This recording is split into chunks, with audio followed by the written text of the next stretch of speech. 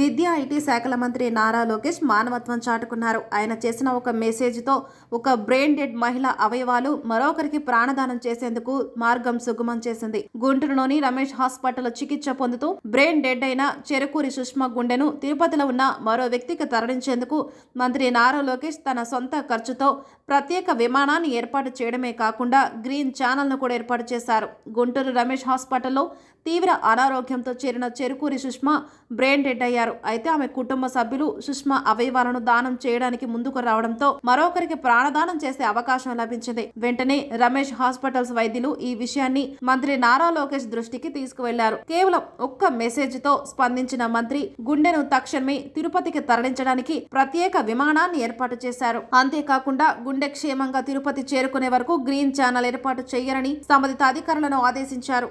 సాధారణంగా ఎంతో ఖర్చుతో కూడుకున్న ప్రత్యేక విమానాన్ని సొంత ఖర్చుతో ఏర్పాటు చేయడంతో గుండె మార్పిడి శస్త్రచికిత్స విజయవంతంగా జరిగేందుకు వైద్యులు అన్ని ఏర్పాట్లు చేస్తున్నారు. మంత్రి నారా లోకేష్ సకాలంలో స్పందించిన తీరుపై రమేష్ హాస్పిటల్స్ వైద్యులు, అవయవదాత మరియు స్వీకర్త కుటుంబ సభ్యులు హర్షం వ్యక్తం చేశారు. ఆయన చూపిన మానవత్వానికి కృతజ్ఞతలు తెలిపారు. ఈ రోజు సాయంత్రం 7 గంటలకు గుంటూరు రమేష్ హాస్పిటల్ సిబ్బంది గ్రీన్ ఛానల్ ద్వారా గుండెను తిరుపతికి తరలించనున్నారు. మంత్రి నారా లోకేష్ చొరవతో ఒక నిండు ప్రాణం నిలబడనున్న విశేషం. ఆయన సకాలంలో స్పందించిన హృదయానికి అందరూ సెల్యూట్ చేస్తున్నారు.